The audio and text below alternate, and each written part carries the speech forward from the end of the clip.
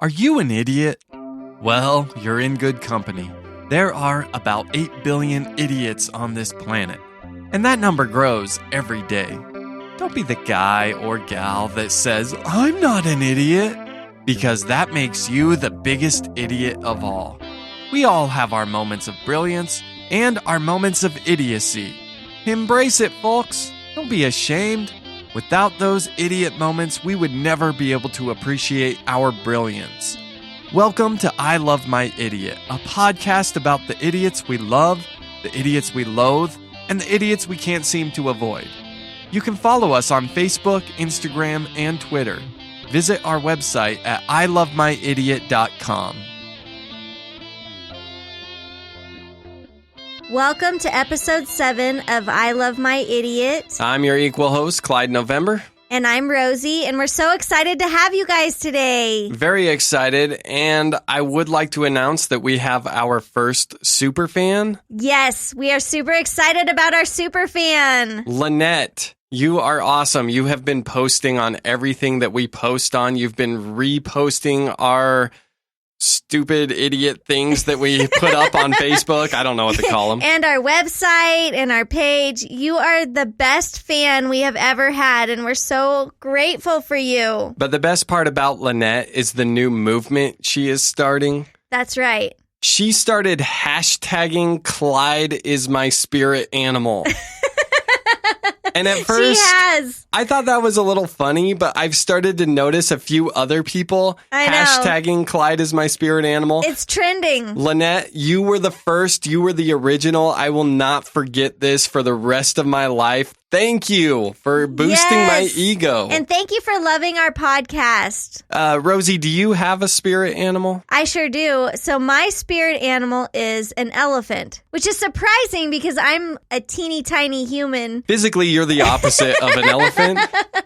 I know, but the reason that the elephant is my spirit animal is because I never forget. And that's true. I have not won an argument with this woman for 12 years because she'll remember these weird little nuggets that somehow she'll be able to just pull out of her hat and use to her advantage. And then I also remember where things are around the house. So you constantly are calling and texting me asking for where items are around the house, and I always remember where they are. Shoes, keys, hats. I can never find anything. I'm like losing my mind, people. The older I get, the more I'm just like, I don't know. Well, if it helps you, Lynette has also started a hashtag called #RosieIsSanity. Which makes sense because you're my sanity. When I lose something, I rely on you big time. And honestly, the reason I lose stuff is because I have what I like to call parent brain.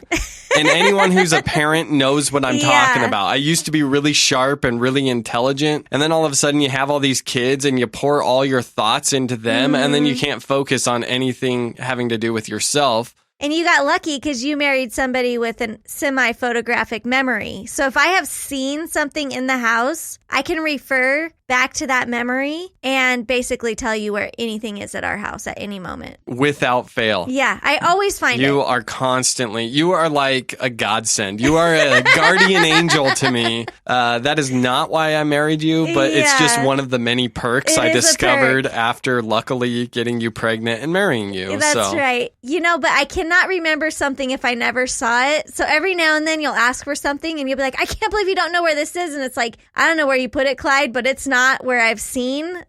Yeah, but the thing is a lot of times. Usually then it's like in a drawer somewhere. One time I found your keys in the freezer. Don't ask me why, but that's where they were. It happens. There's a reason I couldn't find them, because what kind of idiot would put them in the freezer? The question is, what were you getting out of the freezer when you left your keys in the freezer?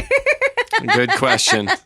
Probably nothing. You know when you go to the freezer and open it and just look in, and then you're like, I don't even know why I'm looking in the freezer.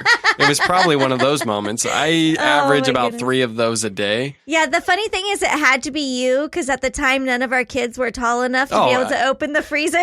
I'm not trying to pass the blame at all whatsoever. It was 100% me. I'm good with that. But the amazing thing is oftentimes things you haven't even seen, you just have really good instincts about who I am as a person. You know where I put stuff. So you are constantly telling me like the usual places. Did you check here? Did you check here? Did you check here? Did you check the freezer? Oh, what do you know? My belt is in the freezer for some reason. That's right. I know you, Clyde. I know you. And I am your sanity. You are my sanity, and you love me, right? I do. I love you despite the fact that you're an idiot. So my spirit animal is the elephant, not only because I remember things, but also because I'm very family oriented. So basically, if anything comes between my kids or you and harm's way, I will stampede to protect you. I like that word, stampede. You know, I kind of think of you as like a mama bear. Yeah, but I'm actually the mama elephant. That's right. One time I saw a video of an elephant that was stuck in the mud. 4 other elephants came around to try and pull that elephant out of the mud. It was like the sweetest thing I've ever seen. And it just reaffirmed why the elephant is my spirit animal. Yeah, I could totally see you going into the mud to pull me or one of the children out. Absolutely. I would throw myself in the mud just to help you out. I would give the shirt off of my back to anybody who needed it. Like, that's just who I am. Whoa. Keep your shirt on. I'm the only one that gets to see you with your shirt off. I know, but it's true. Like, if I saw somebody that was, needed a shirt and I had one on, I would give it to them. You have a big heart, just like an elephant. I also saw a video of an elephant once. There was this circus person like prodding the elephant, and that elephant ran after the circus person and tried to slap it with its trunk. Oh, yeah. Missing just slightly, but afterwards they were like, if that made contact, that guy would be dead. And so when I say you're a mama bear, when you said, no, mama elephant, that's what I'm talking about. You've got that kind of intensity. Anytime someone scorns one of our children or anything like that, it's like mama elephant comes out. Yeah, and it takes a little bit to earn back my trust. Yeah. I usually do forgive pretty easily, but I don't forget what you did. Well, I've got a story for you that's going to stir up the mama elephant in you. Mm-hmm. I actually took the kids down to the park today, the one with the splash pad. Yeah. And they were all getting wet. The boys come up and say, hey, Dad, can we take our shirts off? And I said, yeah, sure, go for it. Next thing you know, Rosie's like, can I take my shirt off? And I'm like, whoa. Little Rosie, you mean? Little Rosie, So little Rosie. I wasn't out in the splash pad. With her shirt off, like, hey. Although many of the people would have enjoyed that. No, that was Little Rosie. So little Rosie, she asks if she can take her shirt off. I tell her, hold off on that. You're a young lady, because I'm traditional. I know some people let their little girls run around shirtless. I'm not one of those people. So next thing you know, Rex comes up to me and he's kind of got this strange look on his face. So I ask him what's wrong and he won't tell me. And so I'm nudging him and finally he tells me some girl asked him why he had his shirt off. And he said, so I don't get my shirt wet. And she told him, well, maybe you should put your shirt on because you look weird. Oh. I said, well, what did you do about that? And he told me that he flexed his muscles and said, you just can't handle my masculinity. Although he mispronounced masculinity, but I was impressed that he knew that vocabulary word. That's hilarious. So I was like, dude, that's exactly how you handle that situation. Way to go. But more importantly, bad. Whoever that girl is. Yes. Whoever that girl's mom is. Kids are brutal, Seriously. man. They say whatever's on their mind, and sometimes it's at the expense of others. Oh, yeah. You're going to give my 10-year-old a complex. Little Rosie called me fat the other day. Dude. She was like, Mommy, why are you so much fatter than Daddy? And I was like, A, Daddy weighs a lot more than Mommy. B, what's your definition of fat? Because I am below average in size and that's weight ridiculous. You are of not others my age. So I was like, where's she getting that from? Well, little Rosie's thing right now is just trying to hurt people's feelings. Because you want to know what she's been telling me lately? Daddy, I don't like your smell. Oh, no. Now, she started saying this about 3 days ago, and it originally came after I had mowed the lawn, so I was fine with it. I was like, okay, I don't really like the way fresh cut grass smells. The next time she told me, it was late in the day. Oh, my gosh. But I was trying to rock her for bed, and she kept saying, I don't like your smell. I want Mommy to rock me. Anyways, so this morning, she said it 5 minutes after I got out of the shower. So I knew I was clean, and I knew I was smelling good. And she says, I don't like your smell. And I went off. I was like, you do not say that. That is rude. Well, she probably called me fat because I'm usually asking you hey, do I look fat in this dress? And you're like, no, of course not. So she probably knows fat is a bad word for mommy. And so then now she's using it as a weapon. Which anytime a girl asks, do I look fat in this? It's always no. That's an awkward moment.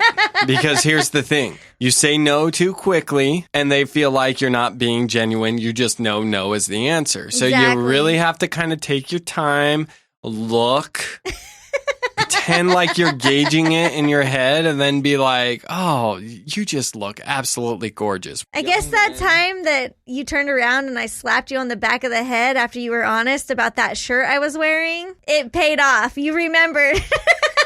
No, you wear that shirt again, I will tell you. I don't like mesh, all right?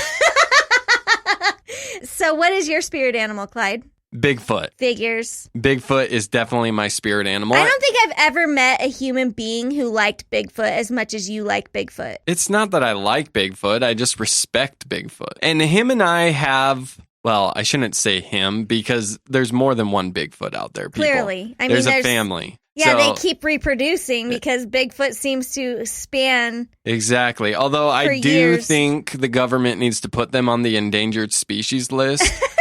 We need to be aware because we're at risk of losing my gosh. Bigfoot for good. Bigfoot is not real. Bigfoot is totally real. Oh my gosh. All right. For reals. So here's the thing. If you look back in the geological record, you'll find fossil proof that there is Bigfoot. They found teeth that were primate teeth, but were so big that they have decided that this creature must have been 10 feet tall or so. It was called Gigantopithecus. Okay. Now, I am under the belief there's no proof Gigantopithecus is not still living today. He's out there. His name's Bigfoot.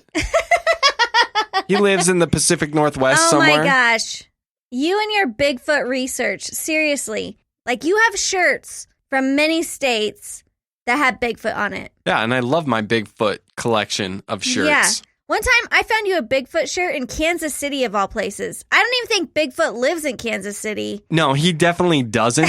But that goes to show that Bigfoot travels. Yeah. At some point, someone in Kansas City thought they saw Bigfoot and said, let's make this a thing. But that person was wrong, yet I love the shirt because every time I wear it, people comment on it. They say, hey, Bigfoot's not from Kansas City. Or your Bigfoot shirt of Bigfoot wearing a cowboy hat from Nashville, Tennessee. You love that one too. Bigfoot travels around, people. I'm telling you, you can get a Bigfoot shirt anywhere. I was visiting Portland, Oregon not too long ago, and they had a million Bigfoot stuff there. Pacific Northwest. I think they think he Bigfoot's really region. lives there. He does. It's not think, he does.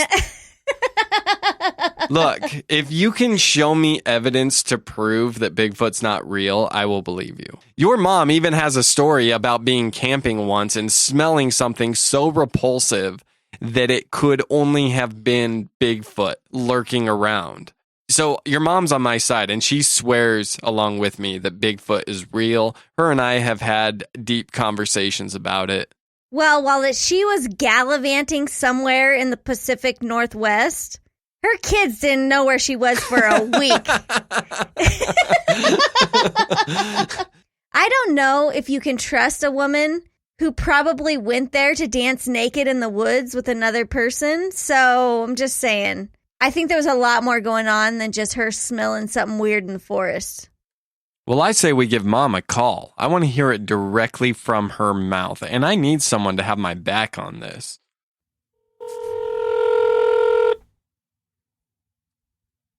Hello. Hey, Mom, how are you? Hi, Mom. Fine. How are you doing? Good. We need you to help us settle a debate on our podcast. Okay, what is it? Is Bigfoot real? Absolutely, I'm sure he is. Now, Oh, my gosh. you have said that you smelled Bigfoot once, correct? Well, I smelled something horrendous in the woods. I don't know that it was Bigfoot. I didn't see his Bigfoot. Well, I'm going to say smelling is good enough. That is proof. I gotta tell you, your grandfather swore he saw Bigfoot. What makes him think he saw him? Like, what part of his body did he see? He said he saw the whole Bigfoot. Now, I've been all over the woods, and I've never seen Bigfoot. Well, that's because Bigfoot is an endangered species, so it would make sense that you wouldn't see him often. Correct. But something had to live in those 8 caves. Mom, thank you for siding with me. Yeah, I'm still going with it's undecided as to whether or not Bigfoot is real. Rosie is a non-believer. Okay, but what about the Yeti? They have photographs of that one. Thank you, I'm Mom. fine with the two of you siding with each other on this. Well, we love you, Mom. Thank you for helping us settle this debate on our podcast. It sounds like you're siding with Clyde on this one. Yeah, I'm going to have to side with Clyde. She's siding with reality, not with Clyde, just with reality. Oh, my gosh. Don't even. We love you, Mom. We love you. Goodbye. Well, there we have it. Evidence. Oh, my goodness. I just don't know that you can trust my miniskirt wearing mom. Yeah, but it's not just your mom. Your grandfather as well. Full on witnessed it. I'm just saying, I never seen the guy. I never smelled the guy. I have never seen any remnants of the guy. I understand that it's going to take more than, me finding a second opinion to bring you around to my side. Uh-huh. Short of finding the primate himself, I don't think you're going to come around. No. Well, I'm glad that you have a spirit animal. He's not nearly as cool as my spirit animal. Oh, whatever. Everybody's spirit animal is cool. I wonder what Lynette's spirit animal is besides you. I wonder if she's ever been really connected to some sort of animal. Well, she did post on Facebook that she's not really a spirit animal person, but now she is because Clyde is her spirit animal. I bet that her spirit animal is the bear. What makes you say that? She seems to be already very protective over you and I, and she has never met us. Like, I am pretty sure that if someone said something shitty about us on Facebook, Lynette would be all over their ass in about 5.2 seconds. Let's hope so. That sounds like a good friend to have. Maybe she's more like a koala bear. You know, 'cause she's like super cute too. Still a bear, but like a cuter version of a bear. I think I want to start just going around meeting strangers and just telling them what I think their spirit animal is and just seeing how offensive I could be. Dude. Like, your spirit animal is the flamingo. And say this to like a big biker dude or something. We'll call it Clyde's spirit animal reading. I totally love this idea. So if you want me to pick your spirit animal, contact me on Facebook. I will look at 5 pictures on your profile and I will tell you what your spirit animal is based off of those pictures. You're going to get famous, Clyde, by doing this. It's going to be awesome. I sure hope so. All right. Well, let's get into our topic of the day. Today, we're going to talk about home repairs and DIY. I don't even know what DIY is. It means do it yourself, Clyde. Don't be a freaking idiot. Okay. I've never heard that. I'm sorry. Is that like a real thing? Yes, it's a real thing. It's all over every freaking home repair magazine, HGTV, like all the things. They always say DIY, do it yourself. Okay. Yeah, I don't watch a lot of that stuff or read a lot of that stuff. My mom watches HGTV. Yeah, it's pretty clear that you don't because you are the worst at home repairs. That is true. I am the worst, 100%. In fact, you barely even know what most tools that we have in the house are. We don't have a lot of tools in the house. Well, we do, but they're all in Rosie's little toolbox. You don't even have your own tools. In fact, one year I was telling you, hey, I need you to go to the store and get me a sander for Christmas. This is all I want. I want a sander. And you came back with this handheld, it was like a block with sandpaper on it. There you go. And I was like, what is this? I don't even know where you found this. Hey, that's how Jesus sanded, all right? And so then I was like, they have electric ones like Black & Decker or any brand where it's got a round head on it. It's electric. It really sands You did stuff not good. Tell me to go to the power tools. I should not have to. Well, you should if I don't know that there's an electric sander. I don't know. Anyways, that's awesome.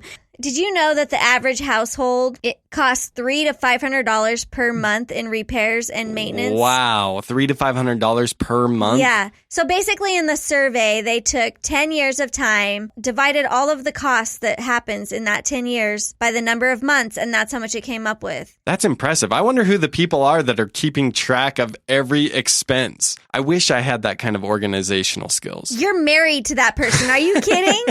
Go back in our tax records and you'll see every expense we have ever had on the homes that we've purchased because we get a tax cut for that, dude. This is why you do our taxes and not me.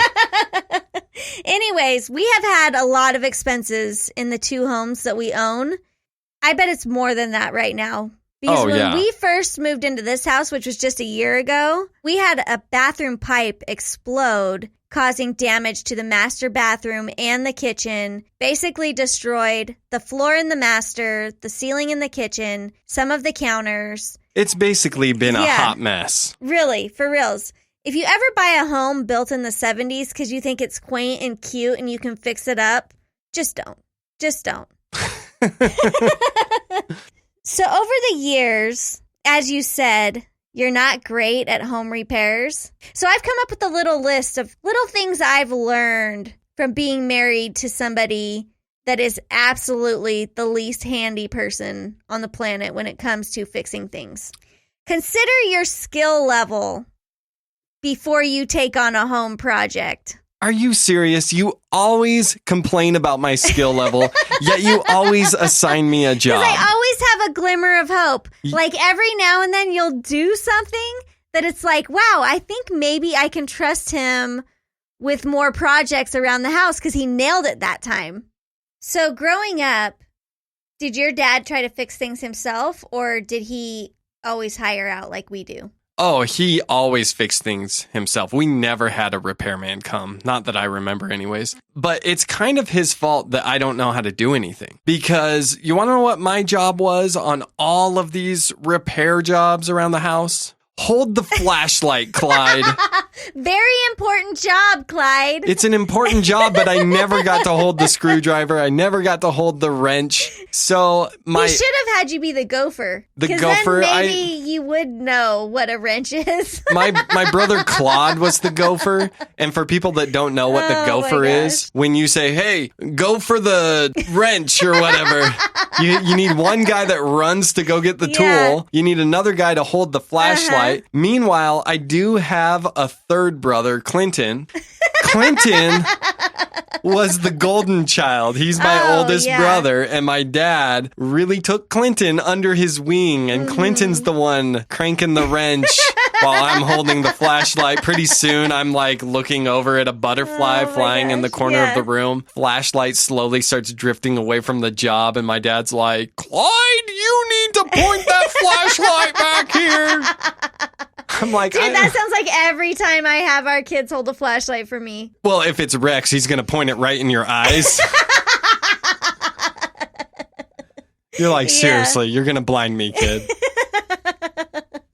Well, I remember that time we were laying dirt in the backyard and we gave a flashlight to each of the 2 boys. Yeah. It's, after dark and we're trying to hurry and get this done because we have a birthday party the next day and we want our backyard to look nice. Meanwhile, you just lost it. You're like yelling like, Rex, if you shine that in my eye one more time, I'm going to cancel this entire birthday party. Oh my gosh. I struggle to put together those self-assemble bookshelves. Yeah, we know. Yes, you do. You sure do. Which you're actually pretty good at doing those. Oh, yeah. And the funny thing is that I will look at the pieces that are involved with the project and I can put it together mentally without ever having to look at a piece of directions. Whereas you read directions word for word, yet you always end up with extra pieces and at least one board that's flipped the wrong way. I know. There's always one board where you can see the particle wood instead of that nice glossy finish because I put it on upside down. So you don't want to go back and have to rebuild the whole thing.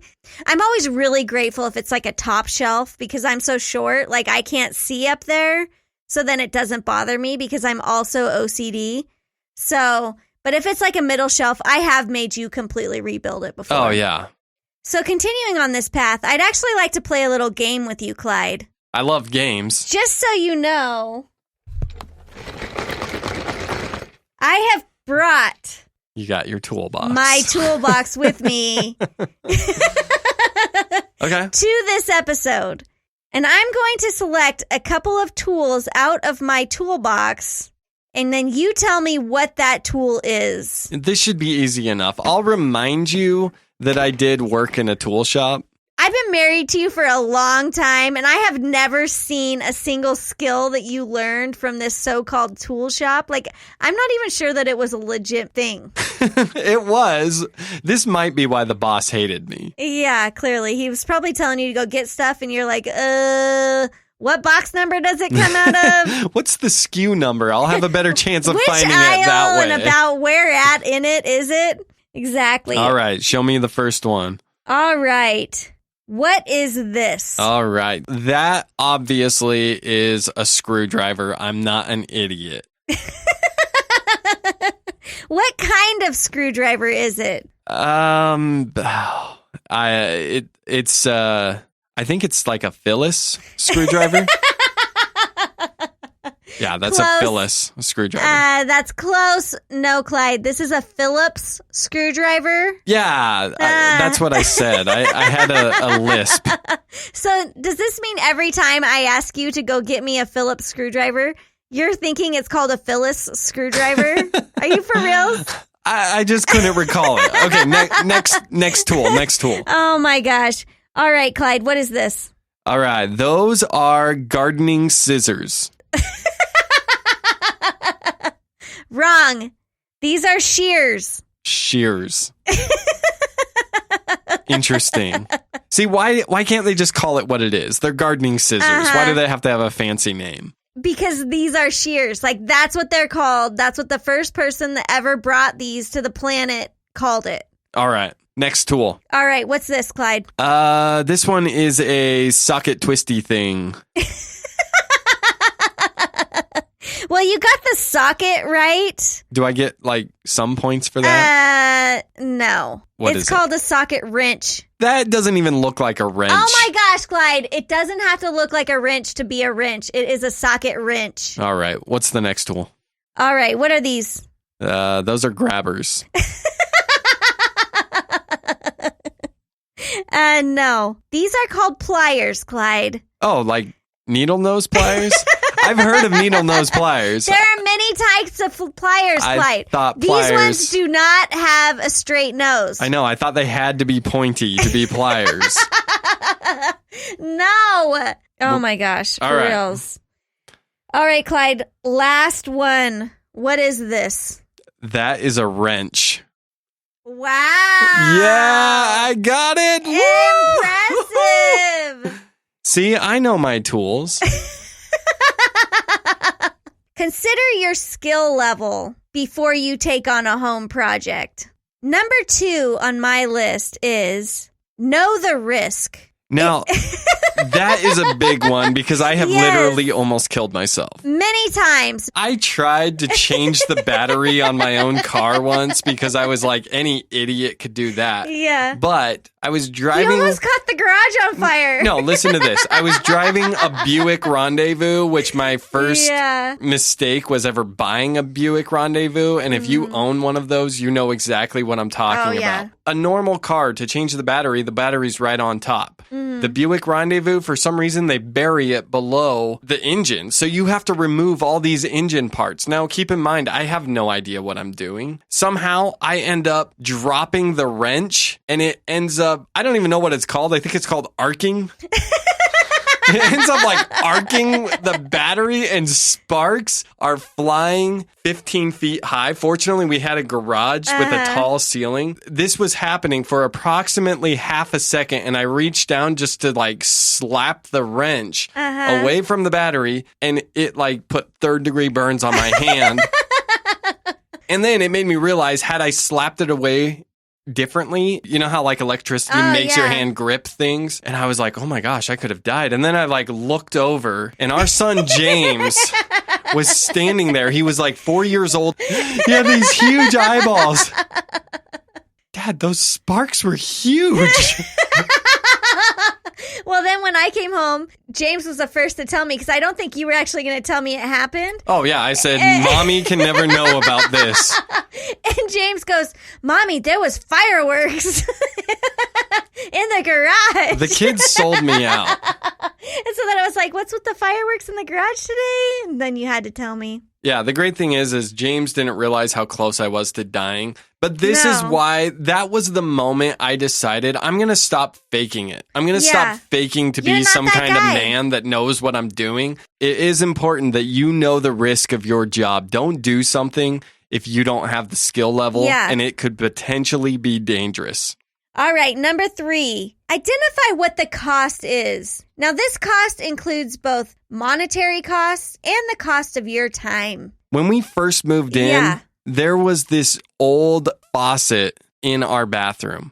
Instantly, Rosie says, hey, do you know how to switch out a faucet? To which I just laughed and said, of course I don't know how to switch out a faucet. And she said, well, watch a YouTube video. How hard can it be? So we end up buying a new faucet. Yeah. Except the problem is we didn't have any of the tools. And then the problem is I was hooking the hoses up and I was thinking, oh, I can just use the same hoses that were already on there. No, those end up breaking as I'm unattaching them. So then I have to go back and buy new hoses. Those ended up breaking. So by the time this 3-day project is over, I'm thinking this would have been a lot better had we just got someone who knew what they were doing. It would have saved us money. And that seems like that's the case with every project that you take on, is that it always ends up costing us more money. Now, there is one time I did save us money. Yeah?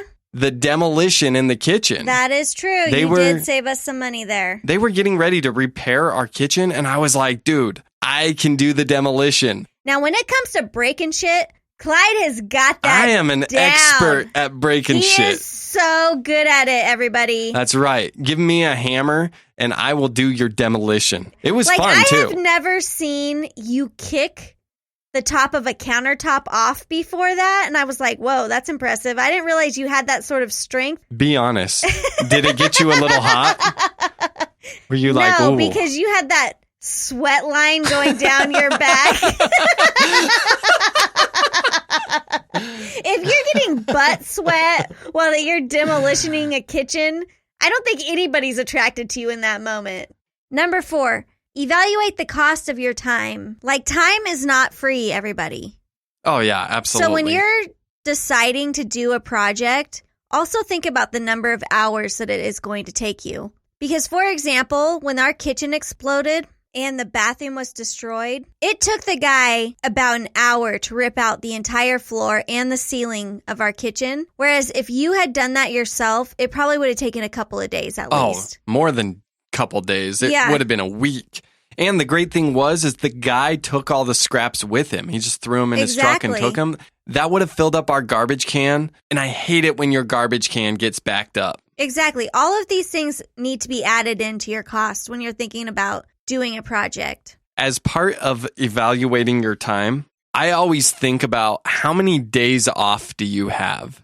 Because when you tell me there's a project coming on, if it's a work week for me, I have to ask myself, do I really want to spend my 2 days where I'm supposed to be recovering, working on a project? And then you also have to ask what kind of stuff is going on. I mean, if it's football season, I definitely don't want to be doing something. So are you saying that your time is worth more during football season? Absolutely. Oh my gosh. Now, if it's in the middle of the summer, I'm like, yeah, I can sacrifice it.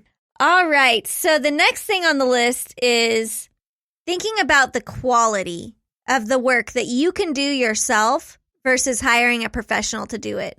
If it's going to look like shit at the end of the day, maybe you should hire somebody else to do it. When we were looking to buy this house, there were several houses we walked through that were nice, but there were patchwork projects that instantly stood out where you said, okay, there was a leak there at some point in time. Yeah. Now, if you get a good professional, you can't tell there was a leak somewhere. Exactly. Like maybe use primer and paint. You know? Yeah.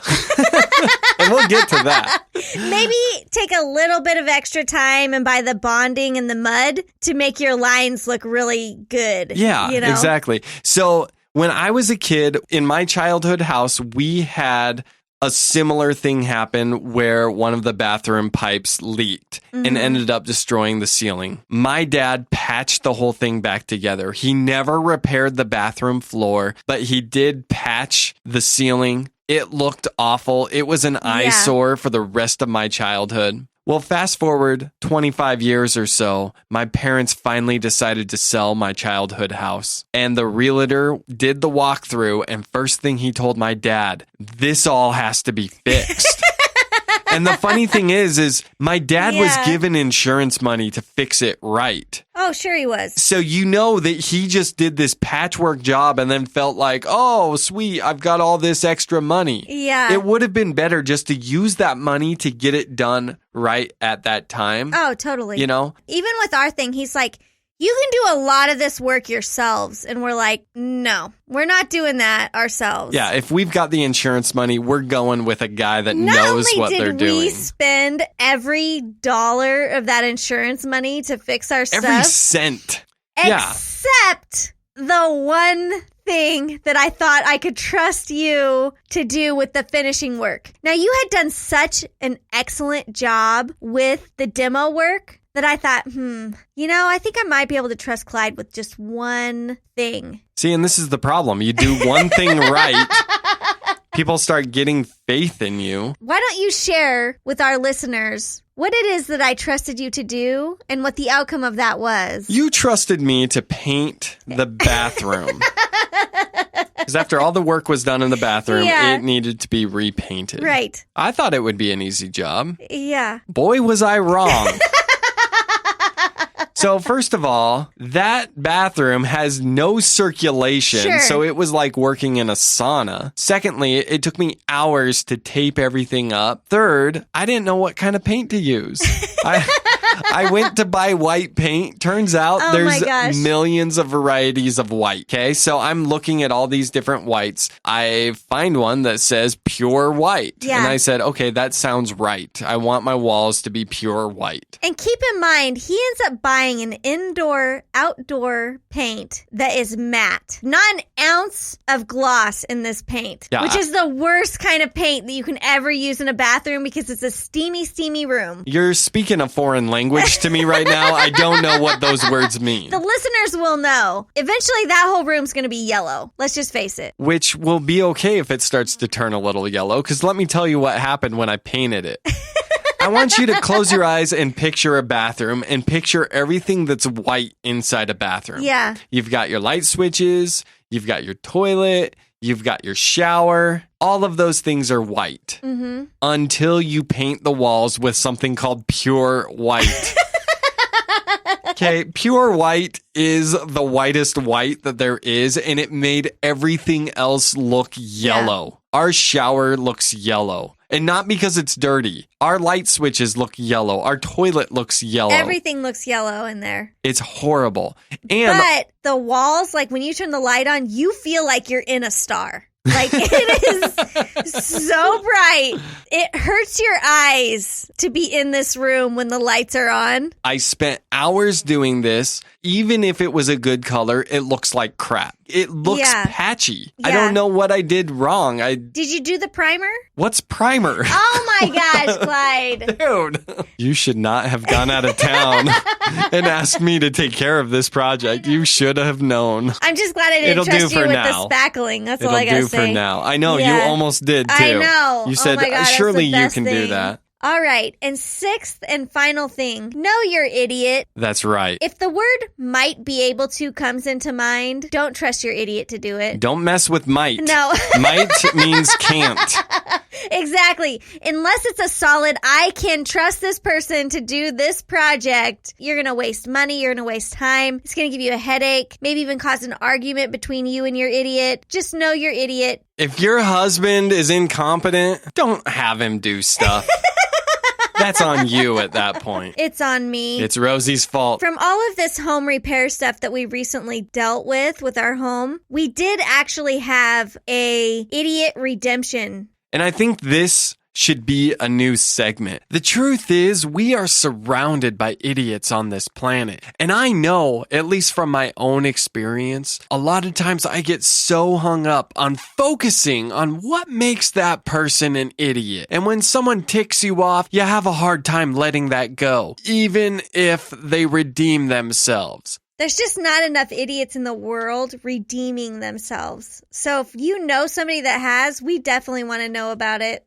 So this came at the end of our home improvement project. The countertops were in, the new sink was in, and pretty much the last thing that had to be done was attach the faucet to the sink and reinstall the garbage disposal. And then project done. Yeah. And that nightmare that we've been living with is over. That's right. Well, this plumber shows up, knocks on our door. I allow him to come in. He comes in and he instantly says, "Hey, I think we went to high school together." He doesn't look familiar, but you know, it's been Don't you almost hate 20 that when years. you see somebody and you know that they know you, but you can't picture how you know them? Yeah, now if I had your memory, it would have clicked right away. You'd be like, dude, I went to high school with you for Yeah. sure. I know that you were in second period at 10:15 in the morning with Miss Lamont. Yeah, well, what's funny is it did later hit me who the guy was, because he was the class clown in my sophomore math class, although he was 2 grades older than me. Yeah. So he was a senior taking sophomore intermediate geometry.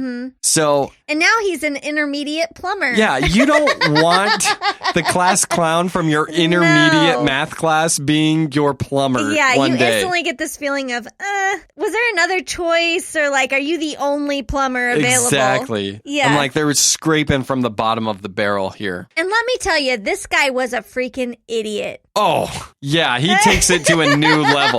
Now, here's the thing. I know with home repairs, I'm Yeah. an idiot, but I don't get paid to fix things. That's true. If this was my job, I would learn it. I would care and I would learn it, okay? Yeah. So what's this guy's excuse? He opens up under the sink and looks at our disposal, and he looks at me and says, "Where's the flange?" And I'm like, dude, I don't know what a flange is. Yeah. He says, "Oh, the flange, you know, where's the flange? It's on top of the disposal." And I said, I don't know. I guess when they took the sink, Yeah, they took it with they them. took the flange with them.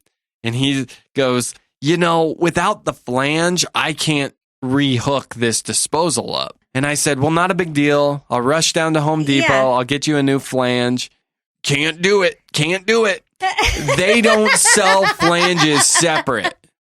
Oh my gosh. And then he goes on to tell you that we have to buy a whole new disposal, which is so stupid. We just bought that disposal less than a year ago, and it's high power. It's like a good quality disposal.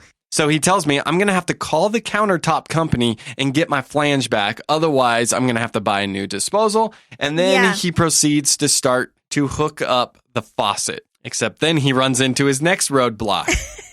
He doesn't know how to hook up a faucet. Oh my gosh. So he tells me there are specialized faucets made for granite countertops. This one that I have of is course, blame the made for wood. customer's stuff. Yeah. And that faucet was pretty much brand new too. I gave that to you for Christmas this year. Exactly. That's right. I'm the type of girl that asks for a faucet for Christmas. The old one was really crappy, so I was like, if you could please buy me a faucet for Christmas, that would be awesome. It was like a dream come true It for was. you. I love that faucet. So I was ticked when you called me and you're like, we have to get a new faucet. This one's for wood. I'm like, what are you talking about?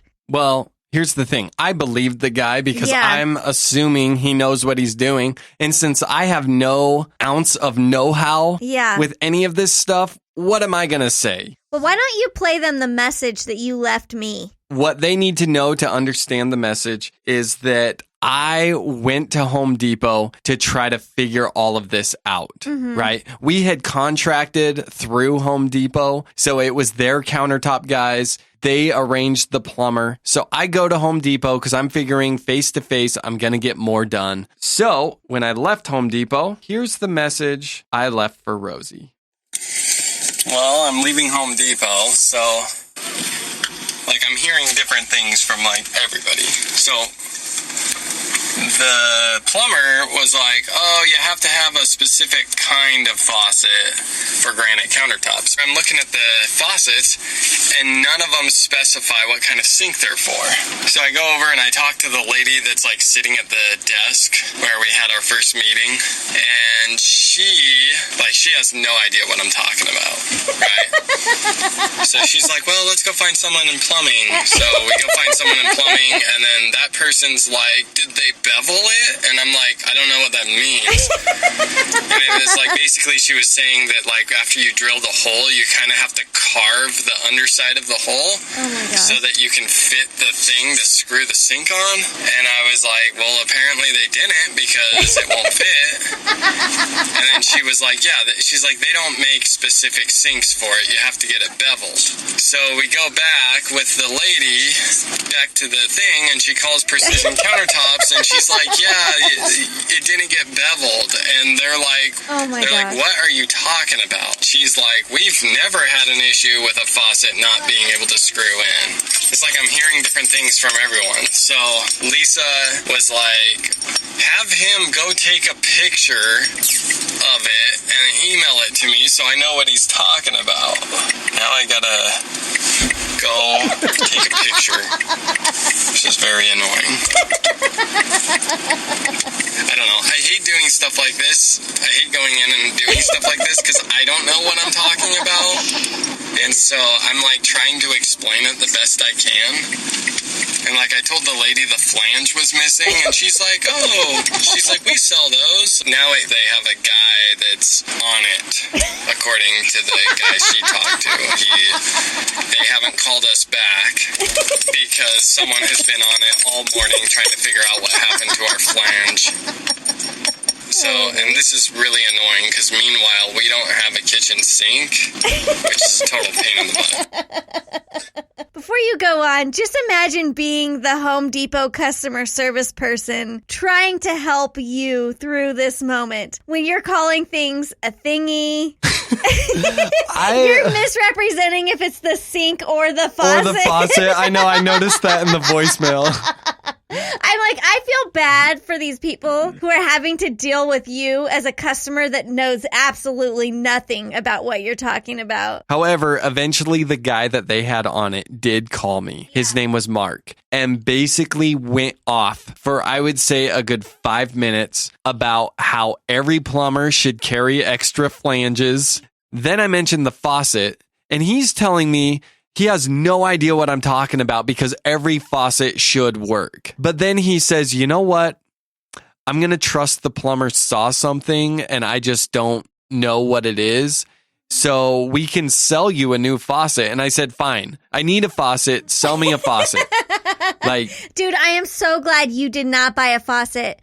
I came home from work that night and I figured out how to install the faucet in less than 3 minutes. It literally took me 3 minutes and I had the entire faucet installed. And the problem is the guy wasn't disassembling the faucet. Yeah, you have to remove all of the pieces of the faucet. It's too big to fit through the freaking hole. It had to be disassembled. And here we are. All of this pain and suffering from you going to Home Depot and basically ruining a customer service representative's day. And then this Mark guy who got people on it for the idiocy of this plumber. My favorite visual of the entire thing was you minutes after coming home from work wearing a really nice dress and you're on your hands and knees climbing under the sink.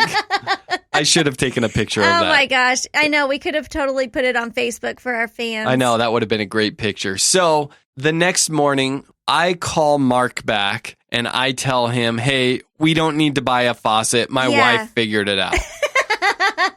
And I tell him what my wife did. And again, he starts going off. Yeah, he's like, you're telling me the plumber didn't even disassemble the faucet? So then he makes me a promise.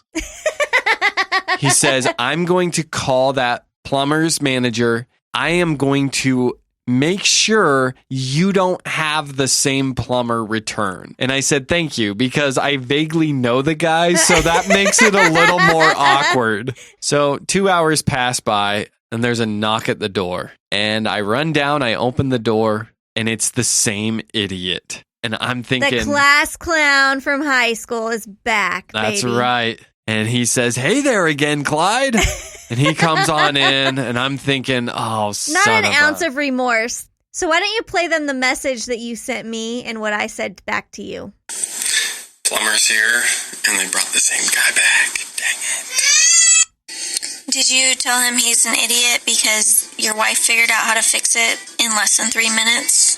That was not my exact wording, but I did just watch this video right in front of him, so I think you kind of did the job for me. So there you are, being Mama Elephant again. Yeah. Coming to drag me out of the mud. For reals. But he did, in fact, redeem himself. That's right. And he actually owned up to it, which I appreciated. He looked at me and he said, I was an idiot. I didn't realize that we could get the flange. I didn't realize that sink would work, So he owned it. And then he attaches the disposal and everything. And he calls me down and says, "Hey, you want to be here when I turn the water on?" And I was thinking, I don't want to be here because you're going to turn the water on and it's just going to be raining down into the cabinet or something. I was so scared. But he turned it on and it worked. The idiot redeemed himself. He redeemed himself. So yes, idiots can redeem themselves. And the class clown from high school, who is now an intermediate plumber, he redeemed himself. Yes, he did. All right, so now we're going to get into the idiot spotlight. We haven't done an idiot spotlight for a couple of weeks, so it's pretty exciting to be back into it. I want to talk about idiots at the gas station because I saw one particular idiot at the gas station. The gas station right by my house gets a little crowded. And so it's very rarely that you can go to the gas station and not have to wait in a line to pump your gas. Well, there's this idiot that is second in line, and I'm third in line right behind him. And on the other side, met that idiot. On the other side, one of the tanks suddenly gets open. So he gives up his spot, pulls around, does this big loop to go get on that other tank. In the time it takes him to do that, another car pulls in and then another car pulls in. So now he went from being second in line to third in line on a different tank. And I'm sitting here kind of giggling about it. I pull up. I'm like, oh, thanks. Moments after he made this maneuver, the guy in front of me gets in his car, drives off, and I'm now pumping my gas. So I'm pumping my gas and I'm sitting there waiting. And all of a sudden, I see him do that maneuver again to try to get back behind me because now he's second in line over there. So he tries to get behind me. But in the time that it takes, another car pulls up. Oh, the guy's very unlucky. He's impatient, but he's an idiot. Just wait. It's not that big of a deal. Stay in your lane. Just wait your turn. For some reason, I always tend to be behind the idiot who parks his car at the fueling station, puts his gas in, keeps it going, and runs into the gas station to get some treats and some smokes. No, wait. Why is that guy an idiot? He's an idiot because that is the busiest gas station in our city. I swear. It's so busy. And so then there's this whole line of people behind me. Listen, I have no room to move. Like, this guy is in my way. This is not my fault. So I'm going to be honest with you. I've done that maneuver before. Of course you have, Clyde. But I'm not surprised. Always do it knowing exactly what I'm going to purchase. So I'm not going in to shop. I'm going in to grab my one item. I will say there has been a time where I did that and I came back out and gas was just pouring all over the ground. It was like the automatic turn-off switch wasn't working. I felt like a pretty big idiot then. Another idiot move that I hate at the gas station is when the lady who is trying to give good customer service at the other side of the counter is getting yelled at by somebody because she doesn't have the product that they want. And it's like, you're at a gas station. This is where you get very few things. So don't be upset with her that they don't have bananas at this gas station.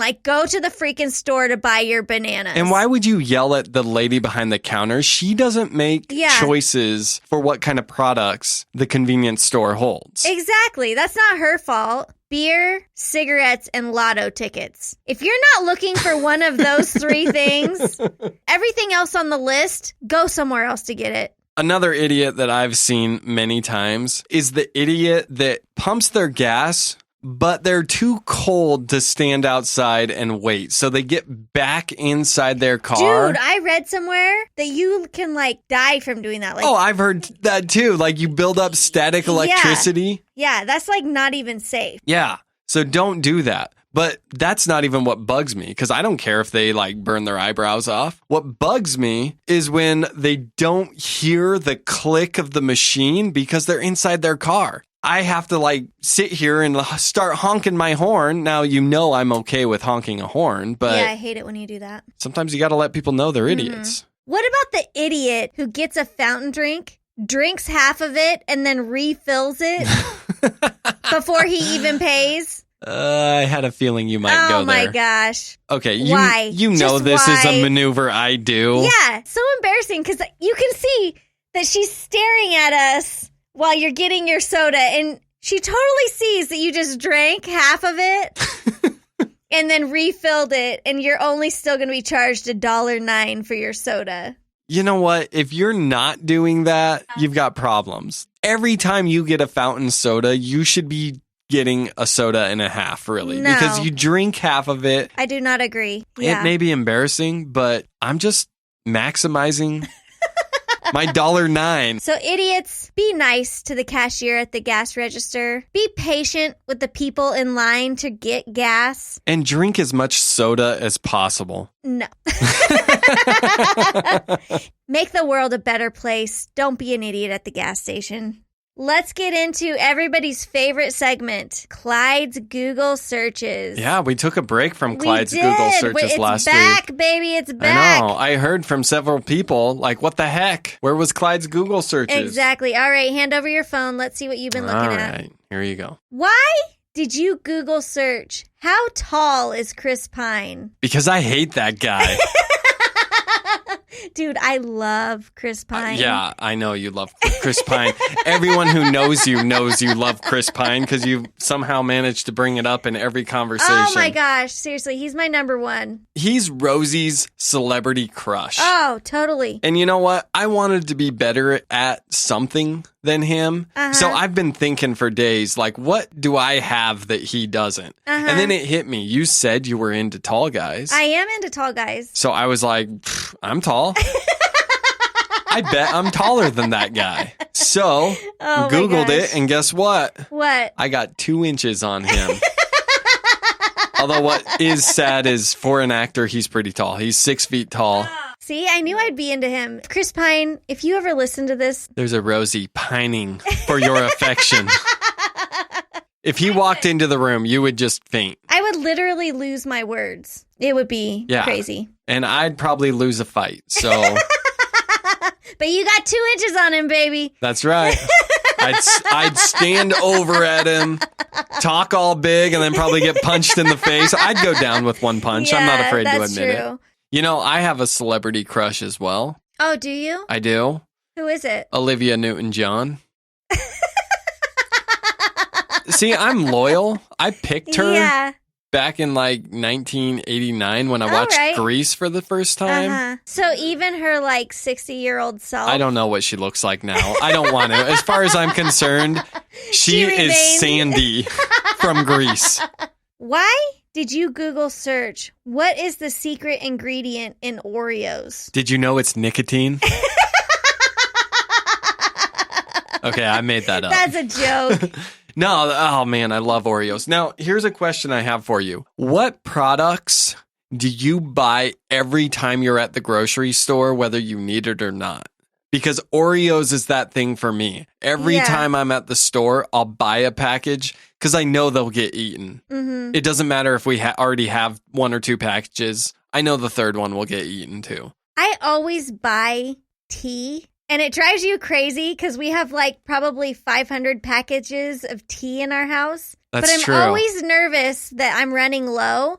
And I like new flavors from time to time. Sometimes I'll buy one that's a new flavor and then I won't end up liking it. And so it just sits there because I will never drink it again. We need to wait for a Cub Scout food drive or something because I still have the 600 packages of black tea. We got a lot of tea in this household. I know. Every time I pick up a box of tea, though, You say the exact same thing. Do we seriously need more tea? And I it's have to remind you that we have like 50 million bags. I haven't tried this kind yet, Clyde, and this is what I want. So back off. You're like peppermint mango with a twist of banana. We don't have that flavor. That's exactly right. When I have bought every flavor of tea that exists, then I will stop buying it. See, I feel like you have seasonal purchases that you buy. If it's fall, it's always candy corn. Also in the spring, it's always Peeps. I'm one of the few humans who actually like Peeps. Yes, I married someone that eats Peeps. She's also converted our kids to Peeps, which I can't stand them. They're delicious. I don't even think they're food. They might be one of my favorite foods. Sweets are your weakness. They are. Home repairs are my weakness. There we go. Okay, I know why you Google searched this, but I'm disappointed that you did. You Google searched, is it safe if somebody else uses your toothbrush? I don't know why you're disappointed about that. Because I'm the one who accidentally used your toothbrush. Why would something bad happen to you if I used your toothbrush? Accident is a strong word. It was an accident. It was dark in there. I was trying to just get my teeth brushed before bed. I'll pass it off as an accident if it only happens once, like a decade. Are you afraid that you're going to get something from me using your toothbrush? I heard someone say that cavities could be transferred. I have no cavities. Well, I have no cavities either. I just want to be safe, you know? I figure that it's okay if every now and then I accidentally use your toothbrush. But we did put out a Facebook post, and every single person agreed with you that it should never happen, even if it's in desperate matters like you're camping or anything. Every single person says, ew, gross, no way. And I'm glad that the world has sided with me. Thank you, world. Well, Clyde, another week of interesting Google searches. Yeah. What can you say? That's what it is. I know. It's what I do all day. I sit around and I Google stuff. I know it's sad to say goodbye, but the episode is done. Oh, man. We have talked about all of the things that we wanted to talk about today. We really appreciate all of our listeners. Thank you so much for following us on Facebook, Instagram, and Twitter. Thank you for your responses to our webpage, ilovemyidiot.com. We really appreciate all of your listens, and we're so grateful for you. And also, remember, this episode was dedicated to Lynette, and hashtag Clyde is my spirit animal. Let's make that a thing. If you like us, tell a friend, because maybe they'll like us too. We love all of you listeners. Thank you for listening, and I hope you guys have a really great day. I love my idiot. It's on me. It's Rosie's fault.